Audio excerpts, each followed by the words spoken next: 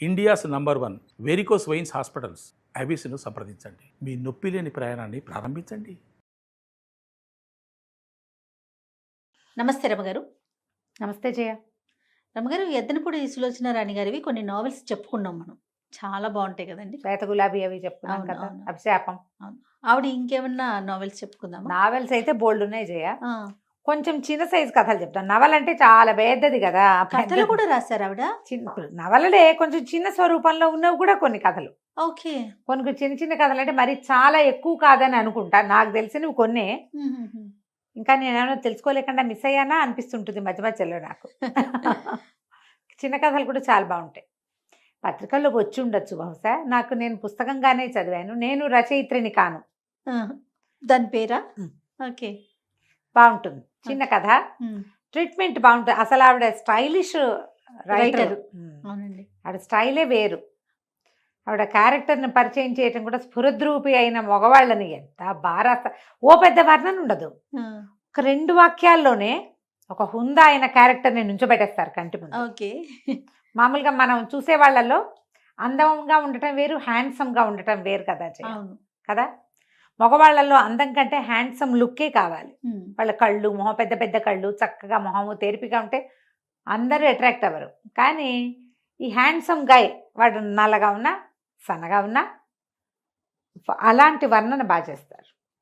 బాగుంటుంది. ఈ కథ కూడా బాగుంటుంది. ఇందులో ఈ చిన్న పుస్తకంలో ఒక 5-6 కథలు ఉన్నాయి.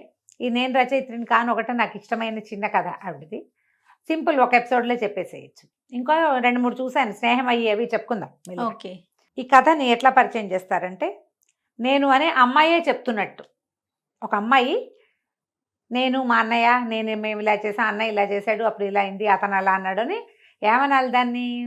స్వపరిచయం అలా అని చెప్పకూడదు. మధ్యం పురుషులో చెప్పటం, నా వైపు నుంచి చెప్పుకోవటం అనమాట కథ. ఓకే. ఈ కథ చెప్పే అమ్మాయి పేరు, ఈ నేను రచయిత్రిని కాను అనే స్లోగన్ చెప్పే అమ్మాయి పేరు అనురాధ. రాధ అనే పేరుతో పరిచయం చేస్తారు. ఈ రాధకి నేను కథని నా వైపు నుంచి చెప్తున్నా. ఓకే. ఆవిడ ఎలా చెప్పారో అలా కాకుండా మన వైపు నుంచి చెప్పుకుంటున్నాం అనమాట. ఈ రాధకి 2 అన్నయ్యలు ఉన్నారు. పెద్ద అన్నయ్యకి వివాహం అయింది, పిల్లాడు కూడా ఉన్నాడు. వదిన క్యారెక్టరే కనపడుతుంది కానీ పిల్లాడు బాబు పేరు అప్పుడప్పుడు వస్తుంది కానీ అదేం చూపించరు. అన్నయ్య, పెద్దన్నయ్య, వదిన, అమ్మ, ఆ చిన్నన్నయ్య. అయితే ఈ చిన్నన్నయ్యకి కథలు రాయటం, పుస్తకాలు చదివించే సరదా ఎక్కువ. ఓకే. అయితే అతను ఎప్పటి నుంచో కథలు రాస్తూ ఉంటాడు. చిన్నప్పటి నుంచి కథలు రాస్తుండడం, తిరిగి రావటం, అవి ఎక్కడ పబ్లిష్ కాల. బిఏ 3 సార్లు 4 సార్లు డిమ్కి కొట్టాడు. పోన్లేరా, నీకు ఇష్టం లేకపోతే అవేం చదవద్దులేని, రాతలేవో రాసుకోమని వాళ్ళ అన్నయ్య అతను వదిలేసాడు. వాళ్ళ అమ్మకి నచ్చలా. మొత్తం ఇల్లంతా పెద్దన్నయ్యే చూడాలి కదా. ఆడపిల్లలకి పెళ్లి చేయాలి. ఇది 70s రాయబడిన కథ. ఓకే. ఆడపిల్ల పెళ్లి 80s, late 70s, early 80s అనుకో. అమ్మాయిల పెళ్ళిళ్ళు చేయటాలు అవన్నీ అన్నదమ్ములే చూసుకునేవాళ్ళు. పెద్ద ఆస్తిపాస్తులు ఉన్నవాళ్ళు కాదు వీళ్ళు. అన్నయ్యకి ఒక 600-700 జీతం. 700 జీతం రోజులు ఏనాటివి నీకు కూడా తెలీదు కదా, ఇంకా పాద్దే. అయితే ఒకరోజు ఈ కథ ఇక్కడ ఇలా ప్రారంభం అవుతుందన్నమాట. ఈ అమ్మాయి ఏదో చిన్న స్కూల్లో టీచర్గా చేస్తుంది. పెళ్లి చేసేద్దామని అనుకుంటారు కానీ అన్నయ్యకి చాలా అప్పులైపోయినాయి. మమ్మల్ని ఇద్దరిని చదివించేసరికి అన్నయ్య అప్పులో సగమైనా తీరే వరకు ఉద్యోగం చేసి అన్నయ్య అప్పు తీరడానికి హెల్ప్ చేయాలని స్కూల్లో చేరుతుంది. ఈ అమ్మాయికి కథలు, కాకరకాయలు, వ్యవహారం ఏమీ లేదు. పుస్తకాలు చదవడం తలకాయ నొప్పి. తెరలు అల్లుకోవటం, పూసలు అల్లటం, ఏమైనా బొమ్మలు వేస్తుండటం, ఏదైనా కుడుతూ ఉండటం, మొక్కలకు పాదులు చేయటం, చిన్నపిల్లలతో ఉండటం ఇష్టం. సన్నగా, నాజుగ్గా, కాస్త లేతగా ఉండే ఒక అమ్మాయి క్యారెక్టర్ని పరిచయం చేస్తారు.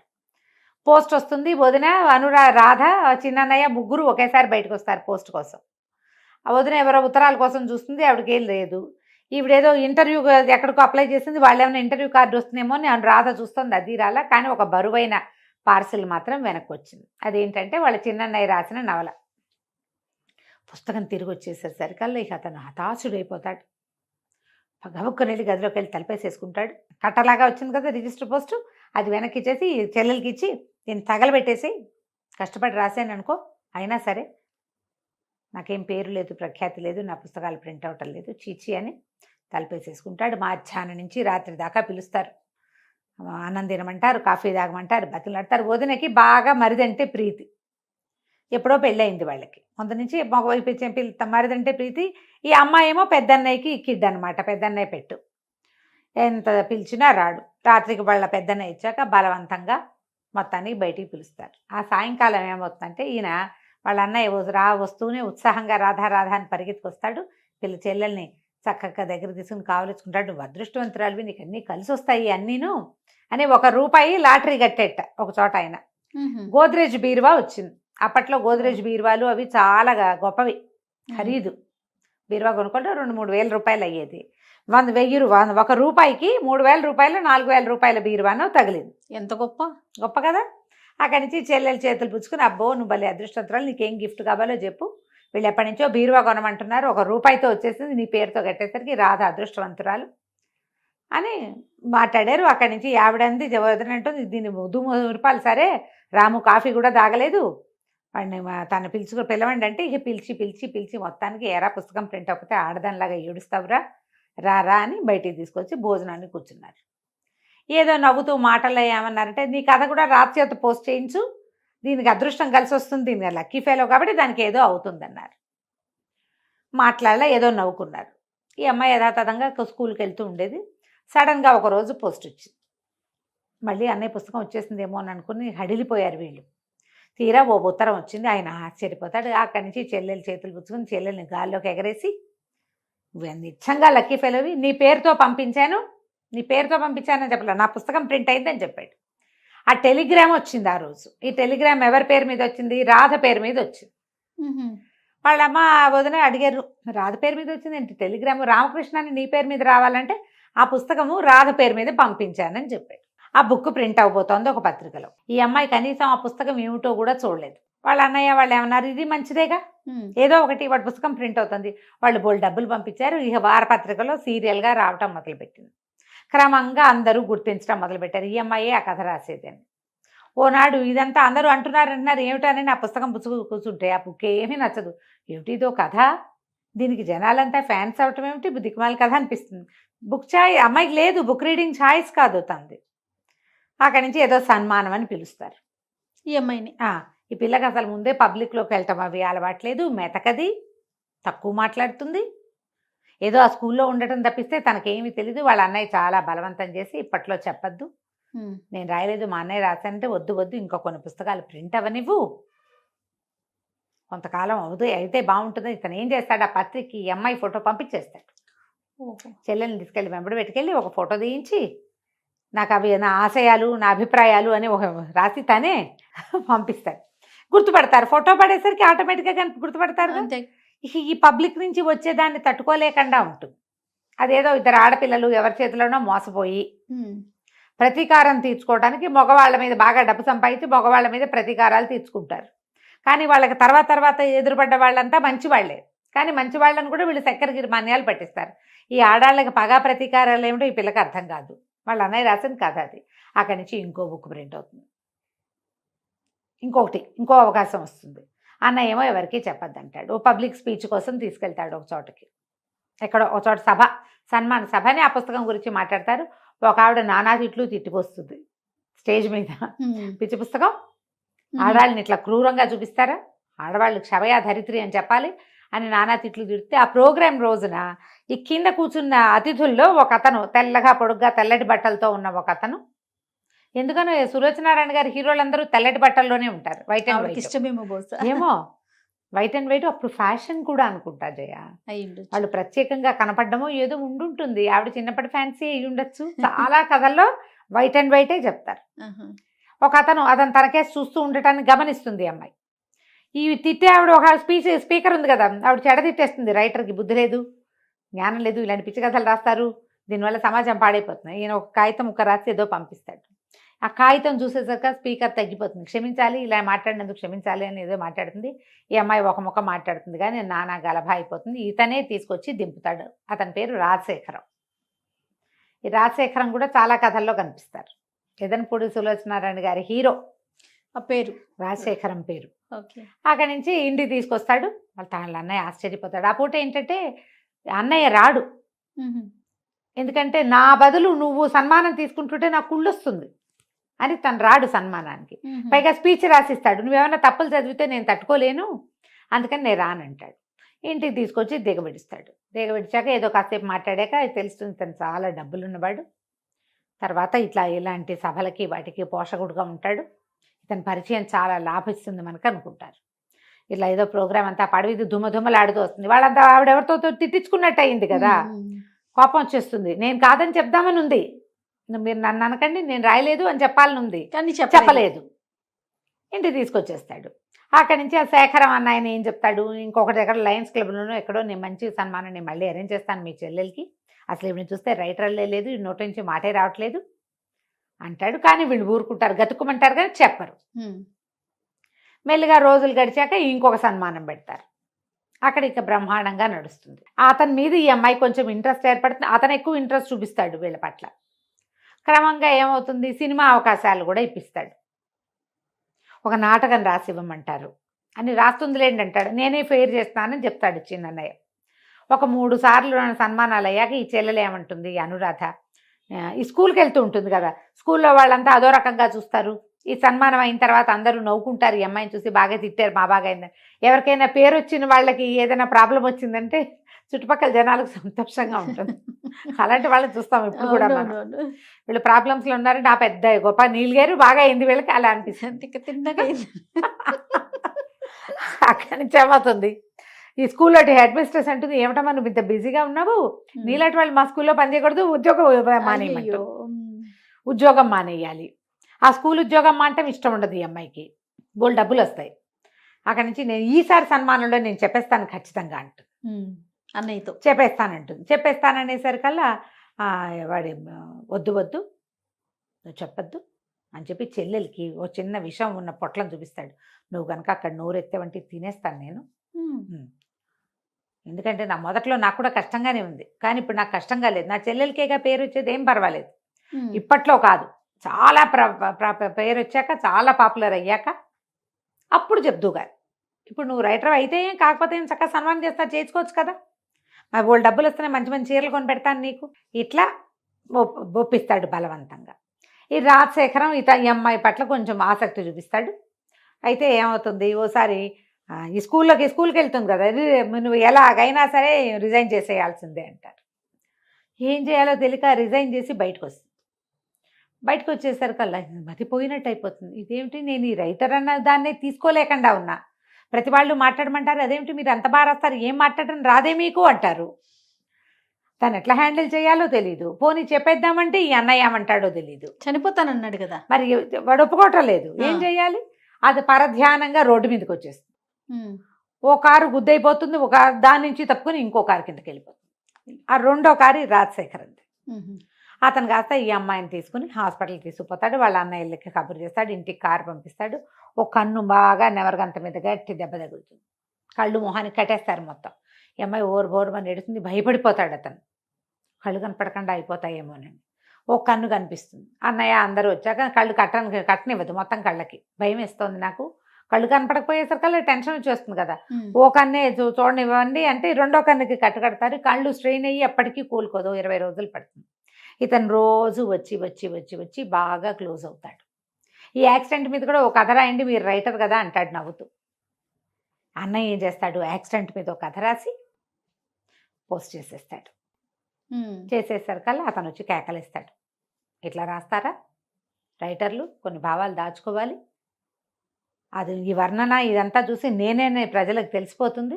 ఓహో, మీకు సహాయం చేయడానికే నాకు భయంగా ఉంది, మన ఇద్దరి మధ్య ఏదో ఉందని అనుకుంటారని మీరేమో ఇట్లా రాస్తారా అంటే ఆ కథ రాసింది కూడా తెలియదు, నేను రాయలేదంటుంది.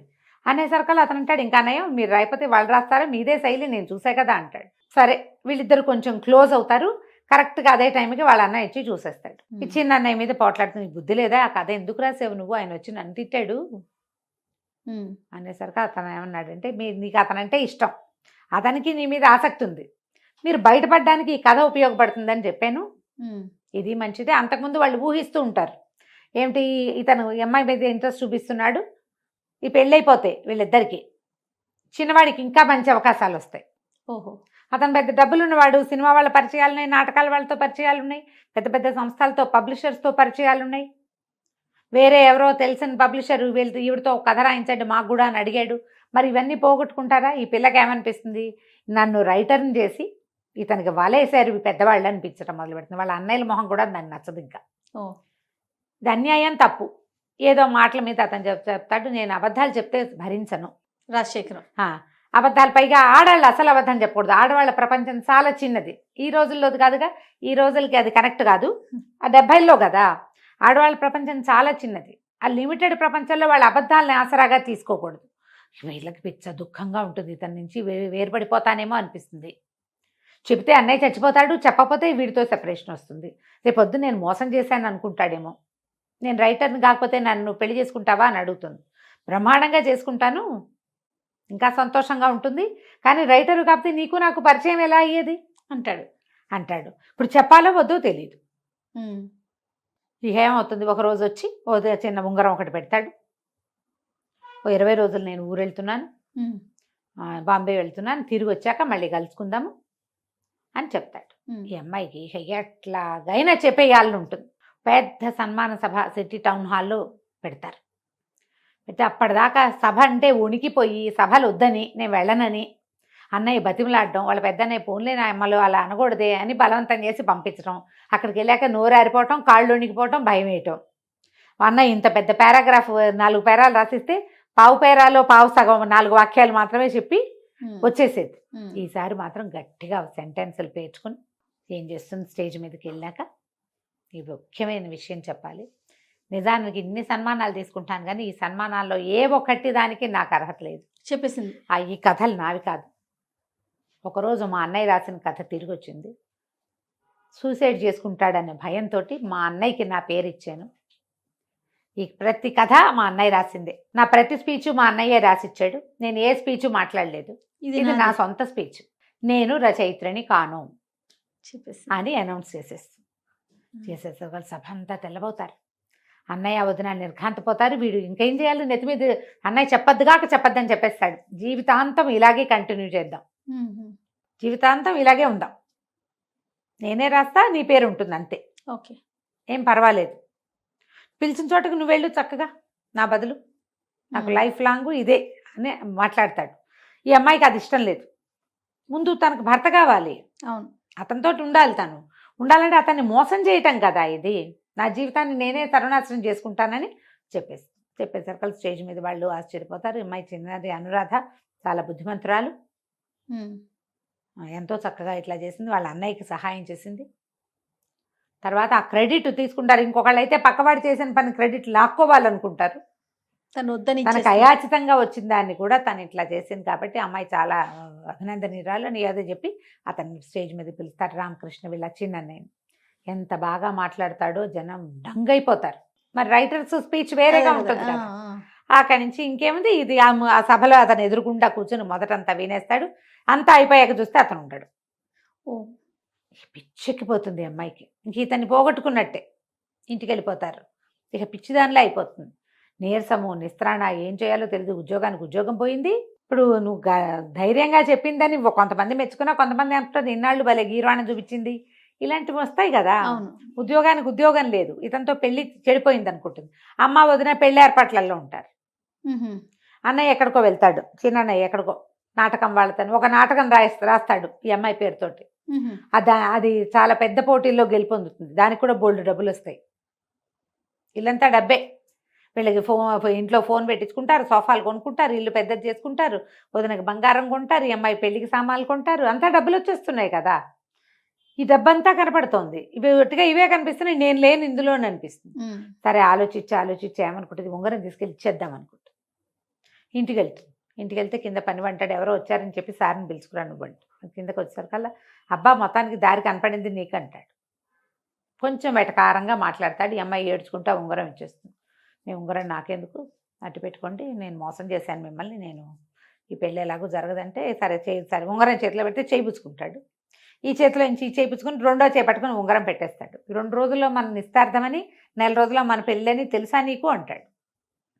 అనేసరికి ఇంకేం పెళ్ళి క్యాన్సిల్ అయిపోయింది, నేను చెప్పిన రోజునే అయిపోయింది కదా, అందుకే నువ్వు నాకు కనపడకుండా వెళ్ళిపోయావు అంటే, ఆ రోజే మీ అన్నయ్యలు ఇద్దరు వచ్చి గంటల తరబడి నన్ను బతిమలాడి నీ తప్పేం లేదని చెప్పారు. ముందు నాకు కష్టం తోచింది, ముందంతా ఇది నా భార్య ఫేమస్ రైటరు అని చెప్పుకోవాలంటే నాకు మొహమాటంగా ఉండేది. ఇప్పుడు చాలా సంతోషంగా ఇది నా భార్య అని చూపించుకోగలుగుతాను. నేను ఫేమస్ పర్సనాలిటీలకి భర్తలుగా ఉండటము కష్టం, నీ మీద ప్రేమతో దాన్ని భరిద్దాం అనుకున్నా. ఇప్పుడు నాకు అసలు అవసరమే లేదు, ఆ కష్టమే లేదు నాకు. దొంగ మొహం. ఆలోచిస్తే నాకు ఇదే బాగుంది అనిపించింది. ఓకే. అమ్మాయి నచ్చింది మొదటి రోజు నుంచి. ఈ పిల్ల ఇంత నాజుగ్గా ఉన్న అమ్మాయి, ఇంత మాటల నోటో నాలుగు లేనట్టుగా ఉంది, ఈ పిల్ల ఎటా రాసింది అనుకున్నాను నేను. అమ్మాయి నువ్వు రాయలేదనుకుంటే నాకు అమ్మాయిగా ఉందంటాడు. ఉందని చక్కగా ఉంగరం పెట్టి తీసుకెళ్ళి ఇంటి దగ్గర దిగబెడతాడు. ఇంకో నెలలో పెళ్ళి అయిపోతుంది. కథ కంచికి మనం ఇంటికి. బాగుంది రమ్మగారు, కానీ లాస్ట్లో పాయింట్ బాగాలేదు.